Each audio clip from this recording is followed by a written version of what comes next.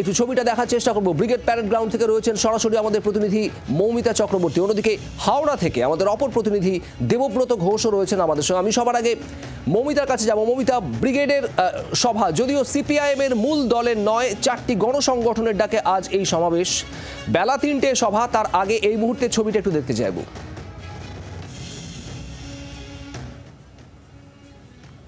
দেখো, লাল ঝান্ডার ডাক এবং সেক্ষেত্রে গণসংগঠন সিআইটিউ, ক্ষেত মজুর সংগঠন এবং কৃষক সভা তাদের দায়িত্ব দেওয়া হয়েছে, কারণ মেহনতি মানুষের ডাকে এই ব্রিগেড সেই কথা ঘোষণা করেছে এর আগে আলিমুদ্দিন স্ট্রিট থেকে মোহাম্মদ সেলিমরা, এবং সেই কারণে 26-এর আগে ঘুরে দাঁড়ানোর যে বার্তা, সেই বার্তা এই মেহনতি অংশকে দিয়েই দিতে চাইছে সিপিআইএম দল, এবং তারা বিভিন্ন প্রান্ত থেকে, রাজ্যের বিভিন্ন প্রান্ত থেকে আসতে শুরু করেছেন। কোথা থেকে এসেছেন?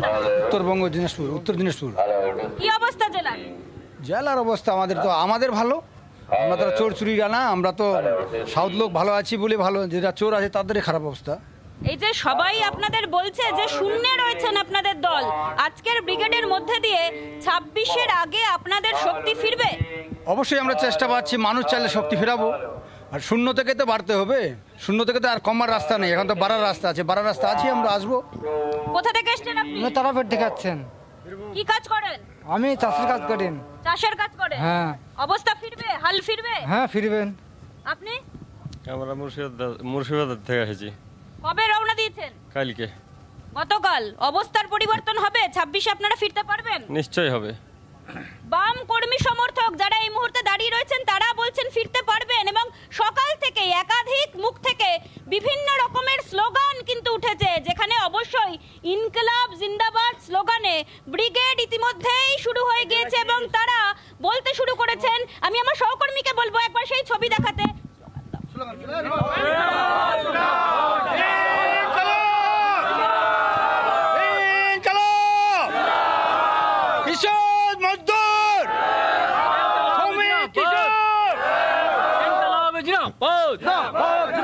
সারা ভারত কৃষক সভা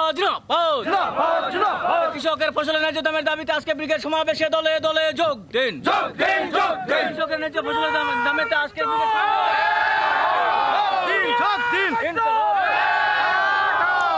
কৃষক শ্রমিক মৈত্রী ঐক্য